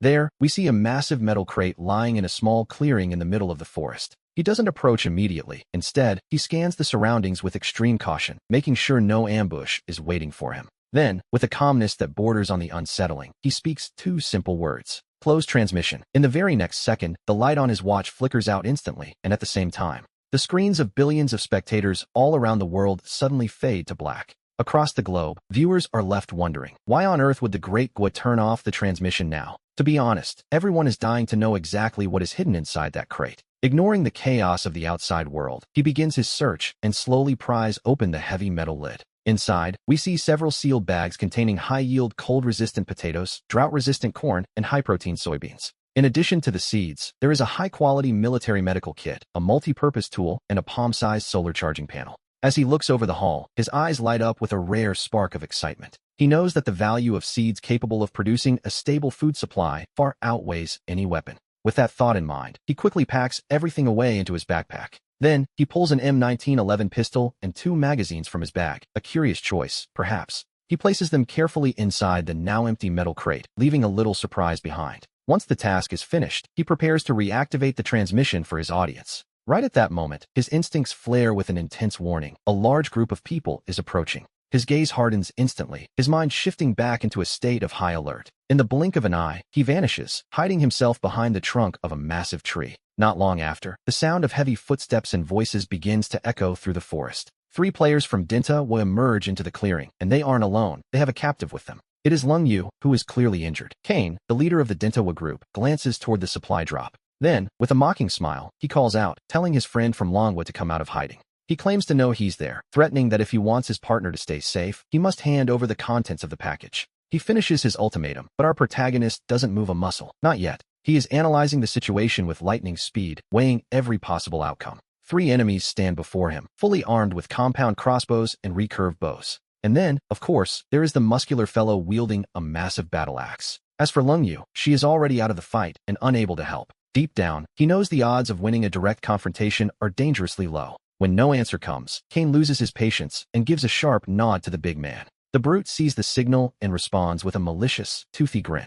He rests the axe against Lung Yu's neck, forcing our protagonist to step slowly from behind the tree. He pleads with them not to hurt her, telling them everything is in the crate for the taking. Kane smiles with pure satisfaction upon hearing those words. That's more like it, he says, ordering him to open the package and reveal the treasures inside. Slowly, and with apparent caution, he approaches the metal crate. He kneels before the box, pretending to struggle with the heavy lid. He fumbles with the latch, but his hand is already positioned exactly where it needs to be. Kane doesn't notice the deception and, instead, begins to press him with growing impatience. Hurry up, he barks, while our protagonist whispers back that he is almost finished. In a sudden blur of motion, he draws a pistol and spins around. And without a moment's hesitation, he pulls the trigger. Suddenly, 2 deafening shots echo through the silence of the forest. The 2 men standing behind Kane drop to the ground instantly. In that exact moment, the expression on Kane's face is one of pure, unadulterated panic. He never imagined a man like our protagonist could do this, but he quickly raises his compound crossbow to counterattack. However, he is far faster than Kane, and he pulls the trigger twice in rapid succession. One bullet sends the crossbow flying right out of Kane's hands. The other strikes him in the shoulder, and Kane lets out a sharp cry of pain. After that, he retreats into the deepest part of the forest, stumbling and crawling away in desperation. And just like that, silence returns to the forest. He puts the pistol away, approaches Lung Yu, and draws his dagger to cut her ropes. Lung Yu leans against a tree trunk, clutching her leg as it continues to bleed. She looks up at him with a mixture of shock and profound gratitude in her eyes. Meanwhile, we see that the global broadcast has descended into total chaos. Everyone watching assumes the pistol must have come from a lucky airdrop. All of Long Hu is celebrating, while over in Tahu, the atmosphere has turned incredibly somber. It is then that Lung Yu speaks, her voice raspy as she offers a quiet thank you. He simply nods in response, moving closer to her and dropping into a crouch. After setting the gun aside, he pulls a military first aid kit from his backpack and opens it. The kit is fully stocked, so he takes the surgical scissors and carefully cuts the fabric around Lung Yu's wound. He holds her leg firmly with his left hand to keep it steady. Then, with his right hand, he grips the shaft of the arrow and gives it a sudden, sharp tug. He removes it completely, though the blood begins to flow immediately from the opening. Lung Yu clenches her jaw tightly as cold sweat begins to bead across her forehead. But our protagonist, completely unfazed, quickly disinfects the wound and takes out a needle and thread to begin stitching. Every single one of his movements is textbook, precise and perfectly executed. Watching this, Lung Yu cannot help but ask the question on her mind. Just who is he? Without even looking up, he remains entirely focused on the task at hand. He notes that the participant from Long, who is nearly overwhelmed. He tells her his data is on the watch, and upon hearing this, Lung Yu pulls back slightly. Lung Yu stops asking questions, realizing that he clearly isn't interested in discussing the matter further. In a remarkably short amount of time, the wound is stitched and closed. Lung Yu, her voice turning serious, tells him that she will remember this favor. He simply packs away the medical kit and stands up. As long as he is alive, it seems Long Hu still has a glimmer of hope. For now, however, they are just 2 numbers remaining on the Long Hu survivor list. After saying that, he begins to methodically gather supplies from the battlefield. He keeps a tactical vest, a water bottle, and a hydration pack for himself. He also takes the compound crossbow and a quiver full of carbon fiber arrows. Once he finishes packing everything away, he reaches out a hand to Lung Yu. He knows it won't be long before the enemy returns with reinforcements. He tells Lung Yu that they need to leave this place immediately. Hearing this, she takes his hand at once, leaning on him so she can finally stand steady. Where are we going? To find a new shelter, he replies calmly. His goal is to gather all the remaining participants from Long Hu. He wants to find a new home where they can finally be safe. As Lung Yu gazes at the distant mountains, we see Kane fleeing through the deep forest like a madman. The unbearable pain in his shoulder is so intense it nearly causes him to black out. And yet, he doesn't dare to stop, not even for a single second. The scene from just moments ago repeats itself over and over in Kane's mind. Fear takes hold of him instantly, chilling him to the bone. But that fear is quickly followed by a wave of humiliation and pure rage. Kane grinds his teeth, swearing under his breath that Xiao Wu will pay for this 1,000 times over. Thinking of Lung Yu and the situation, Kane forces himself to pick up the pace. He is determined to take this information back with him at any cost. He plans to gather the forces of the Dinta country to tear his enemy to pieces. Meanwhile, a cold forest wind blows as our protagonist helps his companion. He carefully guides Lung Yu deeper into the heart of the mountains. The trees become increasingly dense around them, and the light begins to fade into a dim twilight. Supporting Lung Yu's full weight, he constantly uses his master-level environmental perception to scout the surroundings. Soon, the sky grows dark, and he finally stops beneath the branches of a massive, ancient tree. "We'll spend the night here," he says, as he begins to methodically strip off his gear. First, he spreads the enormous bare skin on the ground to insulate them from the damp earth. Next, we see him pulling all sorts of weapons and equipment out of his backpack. And finally, he reveals a truly dazzling variety of supplies. Lung Yu is left completely speechless at the sight of such an enormous haul. He had always considered himself the strongest player in Longhua, but standing before our protagonist, he felt as though his own efforts had been mere child's play. At that moment, he begins to classify and sort through everything. He organizes the gear, placing weapons within arm's reach and packing the rest into 3 separate bags. He is prepared to move at a moment's notice. Once finished, he picks up the field pot and 2 canteens. He then hands a flint and a dagger over to Lung Yu. He tells him to start a fire right there to keep them warm. Lung Yu settles into his spot as the protagonist explains he is going to fetch some water. He also plans to look for food, noting that Lung Yu's wound needs to be cleaned with fresh water. He warns Lung Yu to stay alert, and the other man takes the items and nods in agreement. With that, he turns around and disappears into the shadows of the trees. After leaving the camp, he doesn't actually wander very far. Instead, he uses his master-level environmental perception to carefully observe the surroundings. Soon enough, he detects a very faint, subtle sound. It is the unmistakable sound of a water current flowing toward the west. Immediately, he heads in that direction, carrying the pot and the canteen with him. About 10 minutes later, we find a stream of crystal-clear water. The stream appears before him. He kneels down, scoops up a bit of water with his hands, and confirms it has no strange odor. Only then does he take out the canteen to fill it up. At that exact moment, a low buzzing sound catches his attention. He follows the sound, looking toward its source to see what is making the noise. There, hanging from a tree, we see a large honeycomb. An idea occurs to him instantly, a sweet one, to be sure. Honey, after all, can provide a much-needed boost of sugar and energy. With this in mind, he quickly scans his surroundings until his gaze settles on some mugwort bushes and dry branches. A plan forms in his head immediately, as if he had been preparing for this very scenario. He approaches the mugwort, plucking its leaves before gathering a pile of the dry branches. He returns to his spot and pulls out the flint once more. With a sharp click, a spark falls directly onto the dry wood, and in an instant, the flames ignite. He waits patiently until the branches transform into glowing, red-hot embers. Then, he covers them with the mugwort. Moments later, a thick plume of white smoke begins to rise. Quickly, he plucks some large tree leaves and wraps the mugwort inside them. He leaves only a small opening for the smoke to escape, creating a makeshift smoker. Back in the Longhua broadcast studio, Chunyi adjusts his glasses, looking quite impressed. The mugwort smoking method is highly effective, but it requires the smoke concentration, timing, and wind direction to be absolutely perfect. A single mistake, and it simply won't work. It is remarkable to think that Xiaoguo is using the simplest materials available, and yet, he is replicating this difficult technique to perfection. On the screen, we see him approaching the honeycomb, smoking torch in hand. The thick, dense smoke continued to rise steadily. In an instant, the entire honeycomb was thrown into a complete frenzy. Countless wild bees swarmed out in a rush, flying straight into the smoke as if heading into a disaster. And one by one, they fell to the ground, completely drained of their strength. But he didn't even flinch, continuing to smoke the hive with a steady and patient rhythm. 5 minutes later, the buzzing from the honeycomb ceased entirely. The golden honeycomb now sat exposed to the open air. Upon seeing it, he immediately drew his dagger. With a precise cut, he removed a large section from the top layer. And with great care, he placed it inside his camping pot. At that exact moment, a line of cold text appeared before him. Right before his eyes, it was announced that contestant Xiao Wu had obtained a rare resource, Wild Honeycomb, activating the 10,000-fold quantity bonus. The notification that the reward was being delivered appeared and then quickly faded away. But it didn't distract him in the slightest. He remained perfectly focused. Instead, he gathered all his belongings and turned around, ready to depart.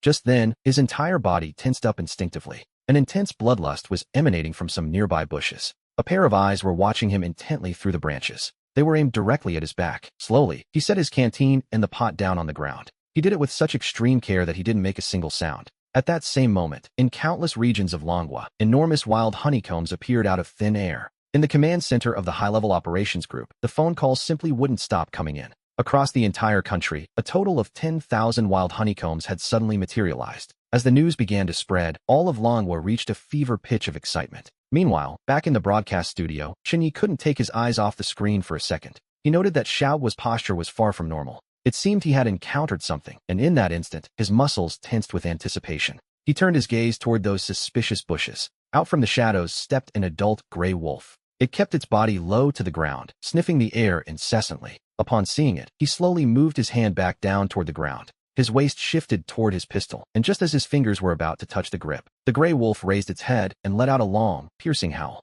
At that sound, his heart sank straight to his boots. He knew all too well that the wolf was calling for its pack. Realizing the danger, he drew his pistol with lightning speed. A single shot rang out through the darkness of the night. A second later, the bullet passed cleanly through the wolf's head. Its massive body collapsed heavily onto the forest floor. But it was already too late, as more howls began to echo in the distance, growing closer and more numerous by the second. Xiaoguo looked down at the wolf's corpse with a faint sense of pity. Then, gritting his teeth, he grabbed the pot and the canteen and sprinted toward the camp without looking back. In a moment like this, every second was a matter of life and death. He had to escape with Leng Yu before the pack could surround them completely. Meanwhile, back at the camp, Leng Yu had already heard the gunshot and the haunting howls. She jumped to her feet by the campfire, her hand tightly gripping her spear. Even though the sword wound in her thigh was still throbbing with pain, she immediately entered combat mode. Knowing better than anyone the consequences of being hunted by a pack, a flash of grim determination crossed her face. She told herself that if they couldn't escape, she refused to become a burden to Xiaoguo. With that thought, she quickly stuffed the supplies into her backpack, drew her dagger, and stood on guard. Suddenly, the sound of hurried footsteps broke the silence. They were coming from deep within the woods. Leng Yu took a combat stance instantly, but a moment later, Xiaoguo burst out, pointing toward a pack of at least 7 wolves closing in. They had to leave right then. Hearing him, Leng Yu nodded immediately and mentioned the fast-moving water nearby. She suggested they could use the current of the stream to hide their scent and their tracks. And so, after quickly extinguishing the campfire, he and Leng Yu abandoned the camp. Moving one behind the other, they both traveled at top speed through the darkness. He took the lead, using a machete to clear a path through the thick thorns. Meanwhile, Leng Yu followed closely behind him, stoically enduring a terrible amount of pain. Before long, the low growls of the wolf pack began to echo from every direction. The alpha wolf let out a sharp, piercing howl that cut through the night air. Immediately after, the entire pack broke into a sprint, chasing after our 2 survivors. He could feel their bloodlust pressing against his back, growing more intense with every step. Fortunately, the sound of rushing water was becoming clearer and clearer ahead of them. Under the pale moonlight, we can already see the shimmering reflection of the stream in the distance. But in that moment, a gray wolf appeared like a ghost from the side, lunging directly at Leng Yu. However, Leng Yu had already sensed its presence. Her instincts were as sharp as ever. She swung her machete with all her might, but in the end, she couldn't match the animal's sheer speed. Just as the wolf's jaws were about to close on her shoulder, he suddenly spun around and fired. The bullet struck the wolf's back with precision, sending it crashing to the ground in a yelp of pain. It didn't die instantly, but its position was exposed, momentarily breaking the rhythm of the hunt. In that heartbeat, the rest of the wolf pack closed in, surrounding them from all sides. Countless pairs of glowing green eyes lit up within the dark shadows of the forest. Seeing the desperate situation, he grabbed Leng Yu by the arm and shouted with all his strength, "Jump!" The moment the words left his lips, they both took a leap of faith, launching themselves into the void. At the same time, the wolves lunged forward, their snapping jaws narrowly missing their targets. Suddenly, the pursuit reached its breaking point as they plummeted toward the water, leaving the pack behind. They disappeared into the darkness of the ravine, finally breaking away from the relentless predators. The wolves, it seemed, didn't dare to step into the rushing water. They simply stood there, staring fixedly at them while letting out low growls of pure frustration. And just when we might think they were finally out of danger, the situation shifted again. The pack, led by a massive black wolf, suddenly began to sprint along both banks of the river. Watching them, he couldn't help but curse his luck. This was far from over. These beasts were planning to intercept them downstream, and Leng Yu's face was now deathly pale. She didn't even have the strength to speak, and he realized immediately that something was very wrong. He frowned, asking her urgently what was happening to her. Leng Yu's voice was raspy, and her eyelids were fluttering with a heavy, exhausted rhythm. She whispered that she believed her wound had become infected. Upon hearing those words, his heart skipped a beat. In these conditions, an infected wound was 100 times more dangerous than the injury itself. The threat of sepsis was a silent, violent death sentence, and now he struggled just to stay afloat in the powerful current. He could only use one arm, and to make matters worse, he had to worry about her safety as well. He held her tight to keep the current from sweeping her away, while on the shore, the pack had already split in two. They were running at full speed along the banks, determined to cut off their path further down the river. Back in the broadcast studio, the host Chen Shui was digging her nails into her palms with anxiety. Chen Yi, for his part, watched the screen with a face that had gone completely white. A high fever caused by a sudden infection is a terrifying prospect in the wild. Without antibiotics in such a harsh environment, the mortality rate is well over 80%. And so, Xiaoguo finds himself facing an agonizingly difficult decision. In the middle of the rushing current, Leng Yu spoke with grim determination, telling him she was nothing but a burden. She urged him not to worry about her, but to swim downstream quickly and escape the pack on his own. But he simply gritted his teeth and told her to stay quiet and, above all, not to fall asleep. He claimed that if his own life were truly in danger, he would abandon her. But that moment hadn't come yet, though a second later, the wolves' howls echoed from the shore once more. The pack continued their relentless pursuit, while Leng Yu's body grew weaker and more fragile by the second. He had no choice but to adjust his grip, pulling her closer into his arms to keep moving forward. The river water was bone-chillingly cold, yet Leng Yu's skin felt like glowing red embers against him.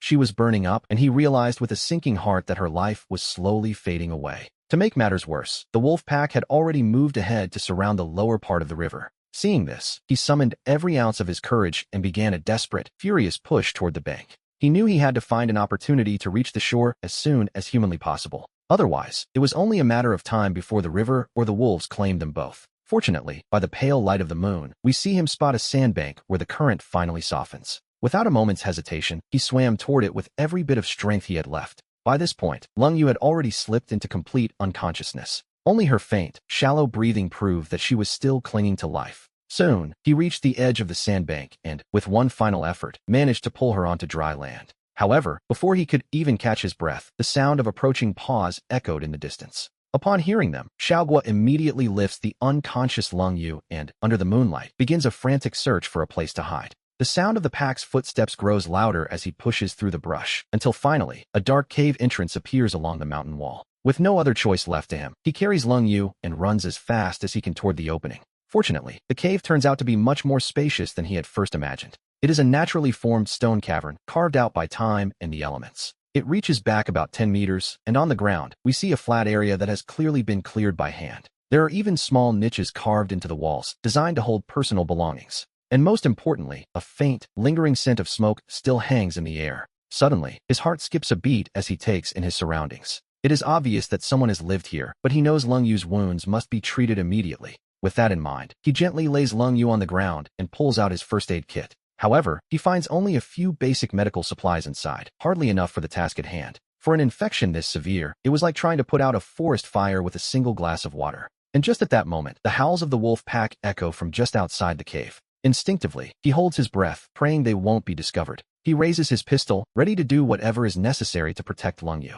The moonlight spills diagonally through the entrance, illuminating the dust in the air. And there, he can clearly see several dark shadows pacing back and forth at the mouth of the cave. Soon, a large gray wolf approaches the entrance with cautious, predatory steps. Its snout twitches incessantly, sniffing the air for the scent of its prey. It searches for any suspicious scent, when suddenly, Leng Yu lets out a faint sound as her body spasms. In the very next second, the gray wolf's ears prick up instantly at the noise. It happens just as the creature is about to poke its head into the darkness of the cave. But then, from somewhere in the distance, the call of the alpha wolf echoes through the night. The gray wolf hesitates for a brief moment, caught between curiosity and the pack's command. Ultimately, it decides to turn around and trot away into the shadows. Watching this, Xiaoguo lets out a long, shaky sigh of relief. And who could blame him, really? A little later, the sound of retreating footsteps under the moonlight grows louder before fading away. Only when the pack has vanished completely does he dare to strike his flint and inspect the cave. Deep inside, we see a sort of improvised stove made from carefully stacked stones. To one side, there is even a small pile of dry firewood waiting to be used. In a small niche carved into the wall, he discovers an old, weathered tin can. Upon opening it, he finds the remains of several medicinal herbs left behind by a previous occupant. At that moment, Leng Yu lets out another soft moan of pain that breaks the silence. Hearing her, he turns immediately to check on her condition. Leng Yu's eyelids tremble with difficulty as she struggles against the darkness. She mutters about the cold, and he realizes her body temperature is spiraling out of control due to the high fever. So, he quickly removes his bearskin cloak and wraps it around Leng Yu to keep her warm. After that, he turns his attention to the dry wood and begins to build a small fire. In no time at all, the flames catch, and a wave of heat begins to dissipate the cold, damp atmosphere of the cave. Our story continues as he begins the delicate task of treating Lung Yu's wounds. The situation is grim. The area is severely inflamed and red, oozing a sickly yellow-green pus. He first cleans the surface of the wound with water, then uses a damp cloth to try and bring down Lung Yu's fever. After doing all this, he places the pot over the fire, takes out the bear meat, and begins preparing a hot soup. At that moment, his own soaked clothes finally begin to dry slowly in the radiating heat. He feels a warmth wrapping around his entire body, a sensation he hasn't experienced in quite a long time. And here, his muscles and nerves, which had been tense for so long, finally begin to relax. While waiting for the soup to cook, he uses his dagger to slice some bear meat, skewers the pieces, and sets them over the fire to roast. Afterward, he pulls some honey from his backpack and drizzles it carefully over the meat slices. Soon enough, the rich aroma of roasting meat and honey fills every corner of the cave. Meanwhile, we see Lung Yu lying quietly upon the bearskin cloak. Her high fever has finally broken, and her breathing has become steady and calm. Seeing this, a profound sense of relief washes over him. He had finally made it. He cuts a small piece of roasted meat with his dagger and blows on it to cool it before taking a bite. The juices of the honey-glazed meat explode on his tongue as he chews, a rare luxury in such a place. Deep down, he considers that, according to the system's pattern, he should be able to check in again tomorrow. By tomorrow morning, he should be eligible to receive a brand new reward. He wonders what it will be this time, enjoying a moment of peace in the warm cave, unaware of the storm brewing for Lung Yu. At that very instant, countless pairs of eyes are fixed on the ever-changing numbers of the live broadcast. There are exactly 5 hours and 12 minutes left before communications are finally opened. At the Dinigo Command Center, several high-ranking officials were busy debating their next moves. The moment communications are restored, notify every single participant, one of them commanded. Regardless of where they are, they must gather immediately in the central mountainous region. And if they happen to cross paths with anyone from Lung Yu, they are to eliminate them without a second thought. Besides, it's a well-known fact that Bobo and Bang Si-hua harbor a deep, burning hatred for Lung Yu. An alliance seems likely. Meanwhile, in the city of Modu, the Lung Yu conference room was ablaze with light. We see high-ranking officials from over 10 different nations gathered around the massive table. The Minister of Defense, Chunjong, stood up and began to address the room. He warned that once communications open, it is highly probable that several nations will unite against them. Currently, Xiao Guo and Lung Yu find themselves isolated within the central mountains. Wang Xin, on the other hand, has discovered an iron ore deposit out on the eastern plains. The rest of the participants are scattered far across the map. To be honest, it will be incredibly difficult for them to regroup in such a short amount of time. Following his words, the conference room fell into a heavy, deathly silence. A few moments later, the Minister of Defense added with a grave expression when the lines open. Tell every participant to stay on high alert against the other nations. Motto: